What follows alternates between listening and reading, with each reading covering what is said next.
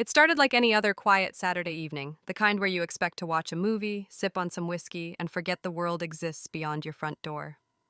My name is Ryan Carter, 32, owner of a modest tech firm, living in the suburbs of Phoenix, Arizona, married for 4 years to a woman I thought was my soulmate, Emily Carter. Emily was the kind of woman who could light up a room with her laughter and make you forget your problems with a single glance. I loved her more than anything in this world, even more than I probably loved myself.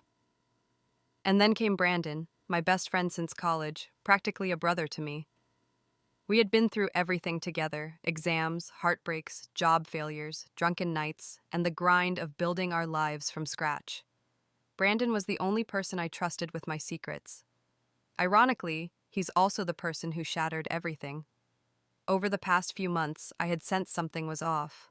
Emily had grown distant, evasive, often staring into her phone and smiling at messages she refused to share, brushing me off when I asked questions with the usual, "It's work stuff," or "You're being paranoid." Brandon had started canceling our meetups, giving me lame excuses about work trips or being too tired. The dots started connecting in my head like a slow-burning fuse leading to a powder keg. I decided to trust my gut rather than the words of people I loved. Being a tech guy had its perks. I had set up security cameras all around the house after a break-in last year, hidden ones too, just in case. One of them was tucked inside the bookshelf in our living room, another behind the wall-mounted TV, and one more, cleverly disguised inside a smoke detector in the guest room, which I never imagined would capture what it did. Days went by, then weeks, and I quietly watched the footage in real time, or replays during lunch breaks at the office. I hoped, no, I begged the universe to prove me wrong. But then it happened. On a rainy Tuesday afternoon when I had told Emily I'd be in Tucson for a business deal, I saw her enter our home with Brandon. They didn't talk much, at least not in the beginning. She kissed him. Not a shy, awkward peck. No, it was the kind of kiss that says, "I missed you." They laughed, drank wine from our wedding crystal, and made their way to the guest room where they made love like they'd done it before. Not once, not twice, 3 times that night. I felt everything inside me collapse, like the foundation of my life had cracked wide open. My hands trembled. I screamed silently in the empty office conference room, watching my wife, the woman I had given everything to, betray me with the man who stood by me at my wedding. But I didn't confront them immediately. I planned. I needed her to tell me the truth. I wanted to hear it from her lips, to see if even a fragment of honesty remained in her heart. I pretended like nothing had happened. The next few days, I played the role of the loving husband with Oscar-worthy precision: flowers, dinners, random kisses, and soft touches. I even invited Brandon over to watch the game just to look him in the eye while pretending I hadn't seen him destroy my world. The night I chose to confront her was the night of our 4th anniversary. I took her to our favorite Italian restaurant, La Felicita, dressed in my best navy blue suit, while she wore that crimson dress I loved on her, the one she had ironically worn the night she first met Brandon. Over wine and steak, I asked, "Are you happy with me, Em?" She looked surprised, then smiled gently and replied, "Of course, Rye. Why would you ask that?" I stared into her eyes, those green eyes I used to lose myself in, and I whispered, "Then why are you sleeping with Brandon?" Her smile dropped.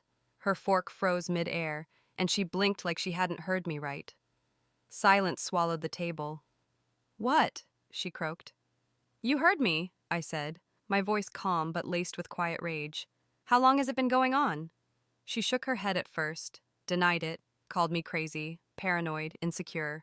She even tried turning the tables, accusing me of not being around enough, of being obsessed with work, saying Brandon was just a friend. I listened to every lie with a poker face. I didn't argue.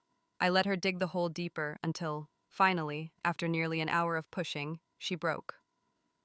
"Fine," she hissed under her breath. "It happened. Once. It was a mistake." I leaned back in my chair, laughing bitterly. "Once? You sure about that?" She nodded, her face pale. "Just once, Ryan. I swear, I was drunk. I felt alone. It didn't mean anything." That was the final straw. I pulled out my phone, connected it to the small projector I had quietly brought with me in my coat pocket, and tapped the folder labeled Emily Lies. Her eyes widened as the restaurant wall came alive with the footage. Her and Brandon kissing, undressing, moaning, tangled in sheets, laughing, whispering things only lovers say. The diners around us gasped. A couple covered their child's eyes. Someone dropped a fork. Emily turned red, then ghost white. Tears sprang to her eyes as she tried to snatch the projector. "Stop! Ryan, please!" But I just sat there, watching her unravel like a carefully tied ribbon pulled apart. "You didn't know I had cameras, did you?" I asked quietly. "All those nights you thought I was away, I was watching. You made love to him in our home, Emily, in the bed we chose together, with the man I would have taken a bullet for." She sobbed, begged, dropped to her knees in front of everyone. "I'm sorry, Ryan. I messed up. I didn't mean to hurt you." The restaurant manager asked us to leave. I stood up, tossed some cash on the table, and looked down at her. This broken shell of a woman I once called my wife. "You didn't just mess up. You destroyed us. I can't fix what you shattered." I walked out, left her crying on the floor as strangers looked on, some in pity, some in judgment. I didn't turn back. I never do. I went straight home, packed my bags, took what was mine, and filed for divorce the next morning. Brandon tried calling. I blocked him. He sent long emails filled with excuses, how it was a moment of weakness, how he didn't mean to fall for her, how he was drunk. I didn't respond. Some betrayals don't deserve answers. Weeks passed. Emily showed up at my office once, tear-stained face, holding a box of old memories, letters, photos, concert tickets. I told security not to let her in again. My heart had loved her with all its might, and she had stabbed it with precision. Healing wasn't easy. There were nights I drowned in whiskey, staring at that footage over and over again like a masochist reliving his trauma. But eventually, the pain dulled. My house became a home again, quiet but peaceful.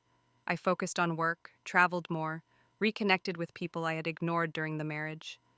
Months later, I bumped into Brandon at a gas station. He looked like hell, unkempt, thinner, aged by guilt. He tried to speak, but I just smiled and said, "We're strangers now, man. Let's keep it that way." Then I drove off, music blasting, windows down, heart just a little lighter.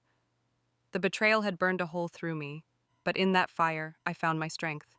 Some people don't deserve closure. Some stories don't need happy endings, just brutal, honest truths caught on camera.